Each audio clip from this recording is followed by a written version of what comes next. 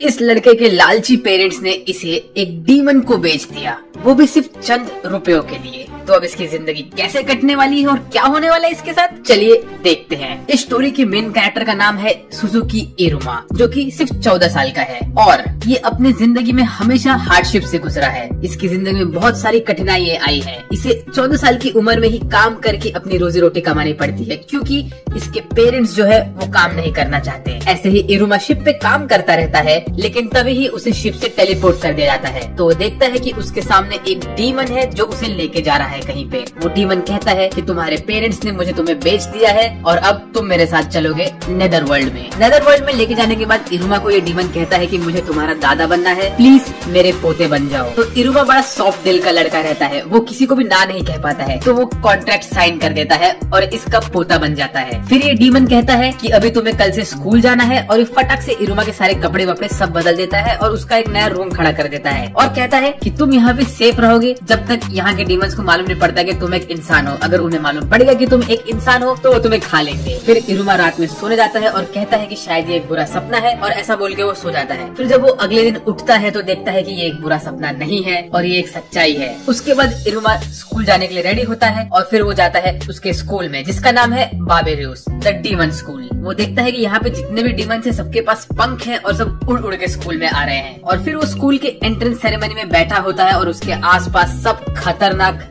Demons होते हैं जो आपस में बात करते रहते हैं कि हमें किसी लजीज चीज की खुशबू आ रही है। ये सुन के वो डर जाता है एकदम से। इरुमा कोशिश करता है कि वो लोगों में घुल मिल जाए और वो कभी भी मतलब किसी के सामने ना आए, पर उसकी ये सोच एक सोच ही रह जाती है, क्योंकि उसे मालूम पड़ता है कि उसके स्कूल के जो प्रिंसिपल है वो उसके दादाजी ही है। और उसके दादाजी स्टेज पे आके सबको कहते हैं कि ये है मेरा पोता इरुमा, तुम लोग को मैं सबको इसकी फोटो दे देता हूँ। फिर स्कूल के सेरेमनी में एक प्रथा होती है कि वहाँ का सबसे टॉप स्टूडेंट आके स्पीच देगा, तो वो होता है आस्मोडियस। पर एंड मोमेंट पे वो लोग का स्क्रिप्ट चेंज कर देते हैं और कहते हैं कि इरुमा स्पीच देगा। तो इरुमा स्पीच देने जाता है पर उसे कुछ सोचता ही नहीं क्या देना है। तो उसके सामने एक चिट्ठी रहती है जो उसके दादाजी ने लिखी होती है, उसमें एक स्पेल लिखा होता है। तो वो स्पेल पढ़ने लगता है और वो स्पेल पढ़ने के बाद सब लोग हैरान हो जाते हैं इरुमा को और कहते हैं कि तुमने एक फॉरबिडन स्पेल पढ़ा है जिसे पढ़ना बिल्कुल भी अलाउड नहीं है स्कूल में। अगर ये स्पेल काम करेगा तो तुम पूरे दिन के लिए गिरोगे नहीं। और फिर इसके बाद आस्मोडियस इरुमा को चैलेंज करता है कि तुम्हारे वजह से मेरा स्पॉटलाइट चला गया, स्पीच देने का काम मेरा था लेकिन तुमने मेरा स्पॉटलाइट छीन लिया और अब तुम्हें लड़ना होगा मुझसे। तो आस्मोडियस धड़ाधड़ इरुमा के ऊपर हमला करता है, फायर बॉल्स फेंकता है, पर इरुमा सबको डॉज कर लेता है। तो यहाँ पे हमें ये मालूम पड़ता है कि इरुमा इन सबको इस वजह से डॉज कर पाता है क्योंकि बचपन से ही उसके पेरेंट्स ने उसको छोड़ दिया रहता है कि भाई तू जा तेरी जिंदगी जी। तो उस वजह से इरुमा का डॉजिंग स्किल्स एकदम परफेक्ट हो गया होता है और आस्मोडियस लगभग 20 मिनट तक इरुमा के ऊपर हमला करता रहता है। फिर वो गुस्से में आके कहता है कि तुम तो मेरे हर अटैक को डॉज कर रहे हो। तो वो चार्ज करता है इरुमा के पास और तभी इरुमा उसे पकड़ के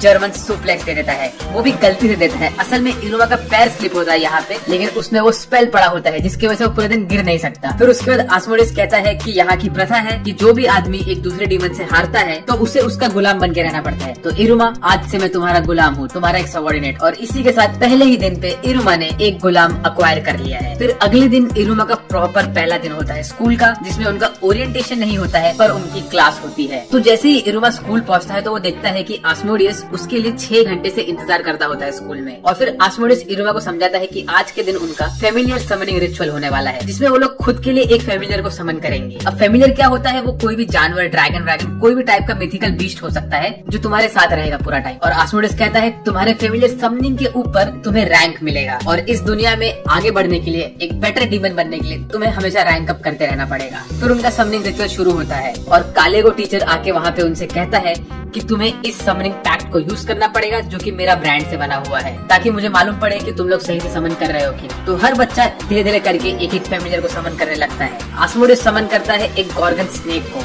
जो कि एक हाई लेवल का समन माना जाता है। उसे देख के कालेगो कहता है कि ये बहुत सही समनिंग है। उसके बाद आती है इरुमा की बारी। अब समन करने का काम है डीमंस का। एक डीमन एक फेमिलियर को समन कर सकता है, ये तो नॉर्मल सी बात है, लेकिन जब एक इंसान समन करने जाता है तो क्या होता है। वेल, इरुमा जैसे ही वो समनिंग पैक्ट यूज करता है समन करने के लिए, उसके पास एक फेमिलियर समन नहीं होता है बल्कि कालेगो टीचर समन हो जाता है। क्यों? क्योंकि इरुमा ने कालेगो के ब्रांडिंग वाले समनिंग पेपर को यूज किया था। उस वजह से अब कालेगो इरुमा का एक फेमिलियर बन चुका है। वेल, जैसे ही कालेगो पूरी तरह से समन हो जाता है तो वो एक छोटा सा चिड़िया टाइप में कन्वर्ट हो जाता है। फिर इसके बाद कालेगो और इरुमा दोनों ही प्रिंसिपल के पास जाते हैं और उनसे कहते हैं कि प्लीज इस समनिंग रिचुअल को कैंसिल कराइए। तो प्रिंसिपल कहता है कि ये नहीं हो सकता, कम से कम 1 साल तक तो नहीं हो पाएगा। और अगर फेमिलियर ने अपने मालिक पे हमला करने की कोशिश की या उसकी बात नहीं मानी तो फेमिलियर के ऊपर पनिशमेंट खुद ही चढ़ जाती है। और तो और अगर तुमने जानबूझ के ये रिचुअल को तोड़ने की कोशिश की तो तुम दोनों ही मर जाओगे। और फिर ये बात भी स्कूल के न्यूज़पेपर में पब्लिश हो जाती है कि इरुमा ने कालेगो सेंसे को एज अ फेमिलियर समन किया है। और इसके पहले ही दिन पे इरुमा ने आस्मोडियस को जर्मन सुप्लेक्स मारा होता है, वो भी छप गया होता है न्यूज़पेपर में। वेल, इसके बाद इरुमा मिलता है एक ग्रीन बाल वाली लड़की से जिसका नाम होता है क्लारा। फिर क्लारा इरुमा से बात करने लगती है और खुद का इंट्रोडक्शन देने लगती है। तभी एक टीचर आते हैं और वो इरुमा, आस्मोडियस और क्लारा इन तीनों को रस्सी बांध के बाहर फेंक देते हैं। फिर क्लारा इरुमा को बोलती है प्लीज प्लीज प्लीज मेरे साथ खेलो, और प्लीज सुन के इरुमा पिघल जाता है और वो क्लारा के साथ खेलने लगता है।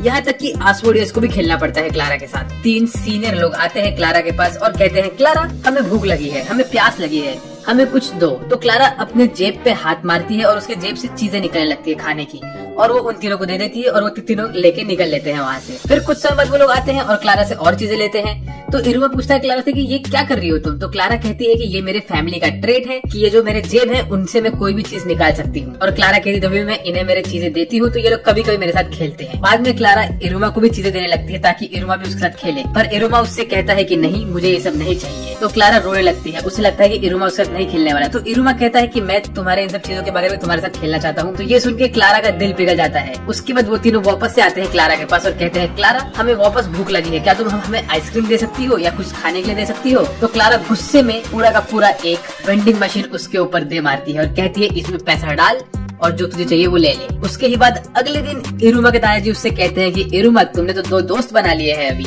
तो इरुमा कहता है मैं कह नहीं सकता ये मेरे दोस्त है, क्योंकि आज से पहले मेरे कभी दोस्त नहीं बने, हम सिर्फ साथ में खेलते हैं और साथ में रहते हैं। तो उसके दादाजी कहते हैं यही तो दोस्त होते हैं। फिर हमारी गैंग जाती है अपने स्कूल में कैंटीन में खाना खाने के लिए। वहाँ पे ये लोग देखते हैं कि हर इंसान को उसके रैंक के हिसाब से ही मेन्यू में आइटम मिलते हैं खाने के लिए। तो इरुमा और आस्मोडियस इन दोनों को रैंक नहीं मिला होता है तो उनको मिलता है लेवल 0 का खाना खाने के लिए। तो जब ये लोग खाना खाने बैठते हैं तो जिन लोगों ने क्लारा को परेशान किया था वो लोग इरुमा लोगों के लिए 50 प्लेट का ऑर्डर डाल देते हैं गुस्से में, और इरुमा ये सब एक झटके में खा लेता है। और उसी वक्त कैंटीन में एक दुकानदार होता है जो क्लारा को धक्के मार के बाहर निकलता रहता है, कहता है कि तुम मेरे दुकान से चीजें उठाती हो और उनका पैसा नहीं भरती हो। तो इस वजह से बहुत शोर शराबा होने लगता है कैंटीन में। और तभी ही कालेगो टीचर आते हैं और वो आने के बाद बोलते हैं ये सब क्या हो रहा है? तो क्लारा कालेगो टीचर को पकड़ लेती है और कहती है कि टीचर मैंने सुना है कि आप इरुमा के फेमिलियर हो। तो इरुमा को कहती है कि इरुमा वो स्टिकर अपने हाथ पे लगाओ और हाथ ऊपर करो, और जैसे ही इरुमा ऐसा करता है तो कालेगो समन हो जाता है एज अ फेमिलियर। तो ये देख के क्लारा खुश हो जाती है। तभी वो दुकानदार इरुमा और उनके ऊपर हमला करता है, कहता है कि तुमने मेरे दुकान से वापस सामान कैसे उठाया? और ये देख के वो लोग भाग जाते हैं वहाँ से बाहर। फिर इरुमा क्लारा और आस्मोडियस से पूछता है क्या तुम मेरे दोस्त बनोगे? और ये सुन के वो दोनों जवाब देते हैं दोस्त क्या होता है? तो इरुमा उन्हें एक्सप्लेन करता है कि दोस्त क्या होता है, और इसी तरह इरुमा 2 दोस्त बना लेता है सच में। फिर अगले ही दिन इरुमा के ग्रैंडपा उससे कहते हैं कि इरुमा तुमने मुझसे कहा था कि तुम्हें लोगों में घुल मिल जाना है और तुम्हें सबसे अलग नहीं दिखना है। तो मैंने क्या किया, मैंने तुम्हें डाल दिया है मिसफिट्स के क्लास में तुम्हारे दोनों दोस्तों के साथ। फिर जब इरुमा और उसके दोस्त स्कूल जाते हैं तो उन्हें उनके स्कूल में घुसने के बाद एक गुफा में जाना पड़ता है उनके क्लासरूम में एंटर होने के लिए। वो गुफा के अंदर जैसे ही घुसते हैं तो उन्हें दिखता है कचरे वाला एरिया, और उसी कचरे वाले एरिया के बगल में होता है उनका क्लासरूम। उस क्लासरूम में घुसने के बाद ही इरुमा मिलता है एक बंदे से जिसका नाम होता है साबनोक, और वो इरुमा को बोलता है कि तुम मेरे राइवल हो, मैं डीमन किंग बनना चाहता हूँ और मैं रैंक उन पे जाऊंगा। तो इरुमा बोलता है रैंक उन क्या होता है? तो तभी वो एक्सप्लेन करता है कि डीमन वर्ल्ड में 10 रैंक होते हैं 1 से लेकर 10 तक। 10 को बोलते हैं उन, जो कि टॉप रैंक होता है, और जो बंदे को रैंक उन मिलता है वही बंदा डीमन किंग बनता है। तो वो रैंक तो मुझे मिलने वाला है। ऐसे वो लोग बात करते ही रहते हैं कि तभी ही उनके क्लास टीचर की एंट्री होती है जो कि होता है कालेगो टीचर। और कालेगो टीचर आके बोलता है कि अभी तुम्हारा फाइनल एग्जाम होने वाला है, जो कि है तुम्हें ये पूरा वैली को कंप्लीट करना है, यहाँ से लेके वहाँ तक एंड पॉइंट तक पहुँचना है। वहाँ तक पहुँचने के 2 रास्ते हैं, एक है जो कि बड़ा आसान रास्ता है लेकिन बहुत लंबा है, और एक है जो कि छोटा रास्ता है लेकिन खतरों से भरा हुआ है। वो कहते हैं कि तुम्हारा रैंक डिटरमाइन होगा तुम्हारे फेमिलियर समनिंग के रिजल्ट्स को लेके और इस रेस के रिजल्ट्स को लेके। तभी साबनोक बोलता है कि मैं तो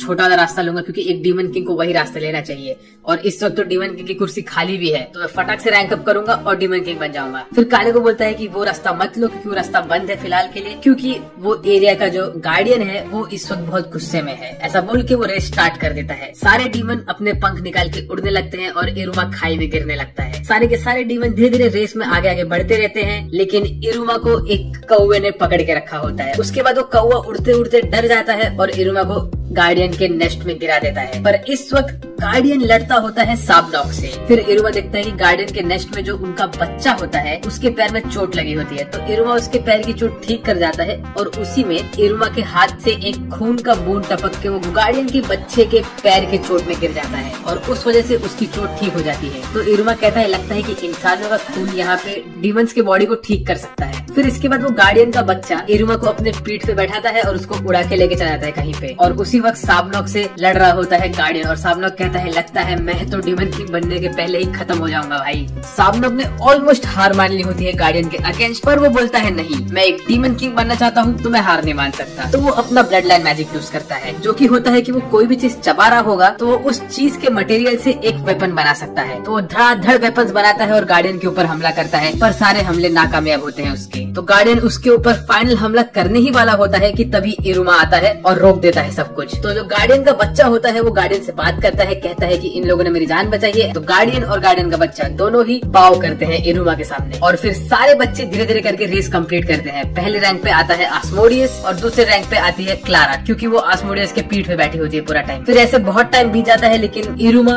और साबनॉक इन लोग का पता ही नहीं रहता है कुछ। तो कालेगो सेंसे इन लोग का नाम कट कर देता है, पर तभी ही इरुमा और सब लोग आते हैं गार्डियन के ऊपर। ये देख के सारे बच्चे हैरान हो जाते हैं। फिर वो लोग का रैंक डिटरमाइन करने का टाइम आता है, तो कालेगो एक आउल को बुलाता है जिसके जेब में लोगों को हाथ डाल के उनके रैंक का बैच निकालना होता है। आस्मोडियस को मिलता है रैंक 4 और क्लारा को मिलता है रैंक 3 और ऐसे ही बाकी के बच्चों को रैंक 2 रैंक 1 मिलता है। साबनॉक को मिलता है रैंक 2। और जब इरुमा की बारी आती है तो जैसे ही वो हाथ डालता है वो आउल के जेब में, तो उसके हाथ में कोई बैच नहीं आता है, पर आती है एक गोल्ड वाली अंगूठी। तो वो देख के साबनॉक बोलता है कि ये अंगूठी है डीमन किंग की। तभी वो अंगूठी में से एक स्पिरिट निकलता है और वो जोर जोर से चिल्लाने लगता है, जिसकी आवाज पूरे स्कूल में गूंजती है। और फिर आस्मोडियस और साबनॉक उस अंगूठी को रोकने की कोशिश करते हैं लेकिन वो दोनों ही नाकामयाब हो जाते हैं। तभी ही इरुमा के दादाजी वहाँ पे आते हैं और वो अंगूठी को अपना एनर्जी खिलाते हैं और बोलते हैं चल बेटा शांत हो जा। और तभी वो बोलते हैं कि इस अंगूठी का नाम है द ग्लूटिनस फीडर रिंग और ये अंगूठी जब भी किसी के हाथ में आ जाती है तो कभी नहीं निकलती। वेल, इन सब तमाशे में इरुमा को उसका रैंक मिलता ही नहीं है। तो इन दी एंड स्कूल वाले डिसाइड करते हैं कि इरुमा को हम लोग देंगे रैंक 1, जो कि है सबसे लोएस्ट रैंक। और इसी के साथ मैं ये पहला पार्ट कंक्लूड करता हूँ इस एनिमे का। इसमें मैंने एपिसोड 1 से लेके एपिसोड 5 तक का रिकैप और एक्सप्लेनेशन दिया है। अगर आपको वीडियो पसंद आए तो प्लीज लाइक करिए वीडियो को, सब्सक्राइब करिए चैनल को अगर आप नए हो चैनल पे तो, और कमेंट करके मुझे बताइए कि आपको ये वीडियो कैसा लगा। और इसके साथ ही मैं बोल रहा हूँ मैं पार्ट 2 बहुत जल्दी लाने वाला हूँ, जिसमें मैं अगले 5 या 6 एपिसोड कवर करूंगा। तो अगर आप उसके लिए एक्साइटेड हो तो प्लीज कमेंट करके मुझे बताइए। और